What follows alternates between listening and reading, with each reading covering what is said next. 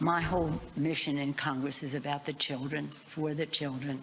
I have to be prepared to throw a punch for the children. If you work hard, you can do better and pass on even greater opportunities for your children.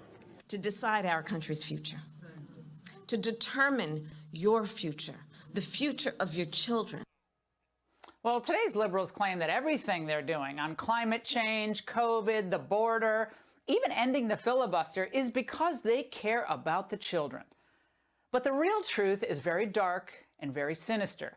The left's core issues, abortion, gender fluidity, the diversity obsession, open borders, and COVID mandates, just to name a few, actually add up to a war on children.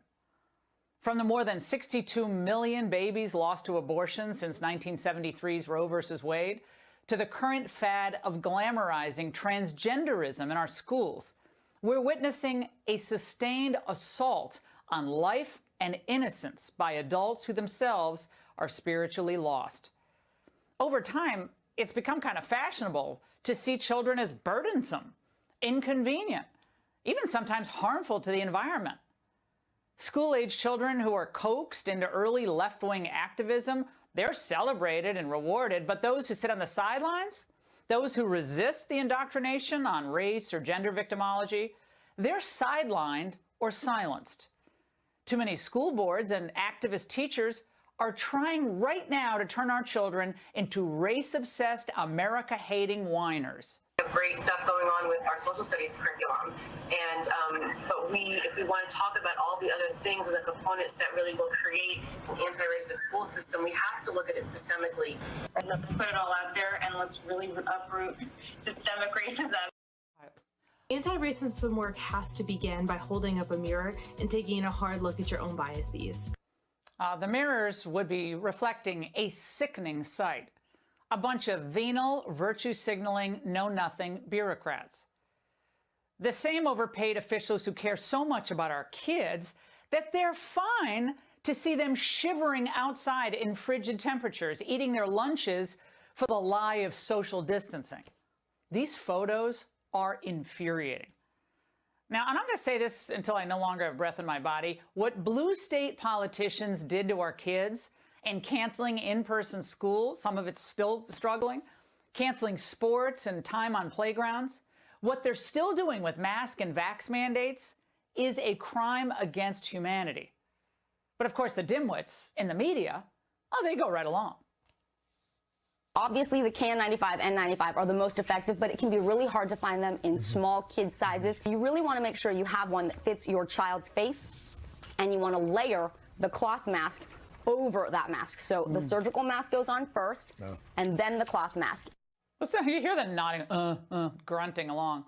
Well, Anthony Fauci and the public health robots that he's inspired see children as potential viral vectors. Certainly not innocent little children with robust immune systems. We know that 6 million kids have had COVID. They can get it, they can spread it. A lot of parents worry about sending their kids to school. Well, I mean, that's how a lot and of what the kids pick up. Adults get it. Home. Right. The kids bring it home. Yep. Kids are drivers of spread. Unvaccinated kids back at school are driving community spread of COVID. What horrible people. At many top colleges and universities, your kids are forced to submit to the COVID vaccine, even if they've gotten COVID in the past, or they'll lose their education. Look at how the University of Chicago, of all places, is harassing that unvaxxed football player, Arthur Long, that we featured last night on the show. And even more galling, the push online and in colleges now, and I thought I'd heard everything, to destigmatize pedophilia by calling it something else. Question.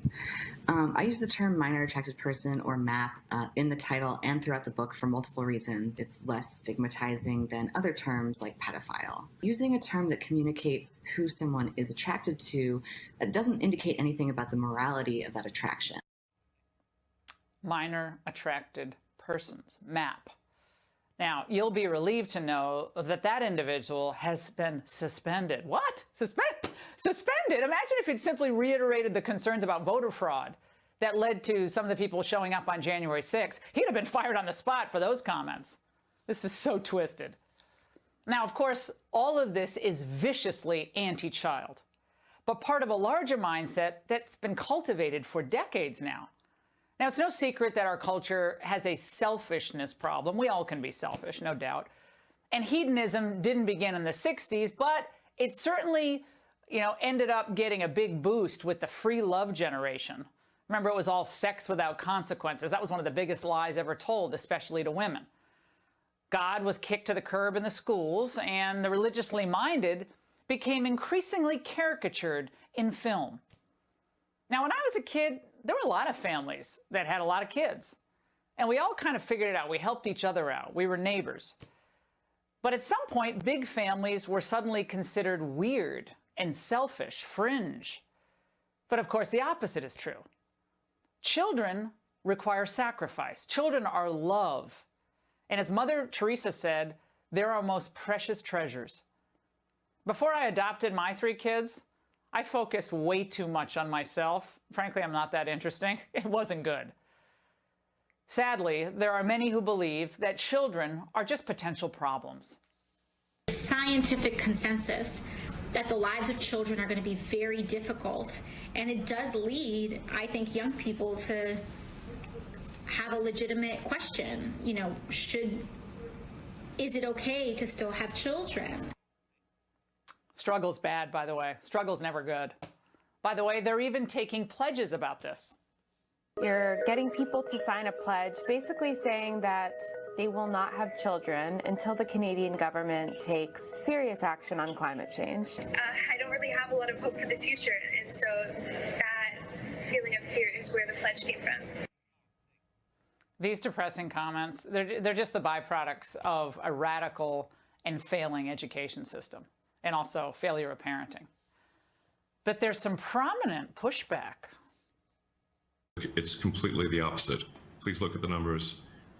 If people don't have more children, civilization is going to crumble. Mark my words. Mark his words indeed. And there are plenty of other reasons for optimism out there. We've seen it at school board meetings across the country where parents are refusing to allow their children to be pandemic lab rats for indoctrination and experimentation.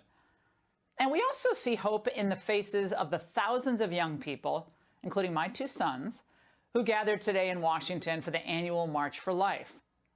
It's not necessarily convenient or even fun to march in freezing, dreary Washington every year, but it is a powerful statement for the rights of the unborn.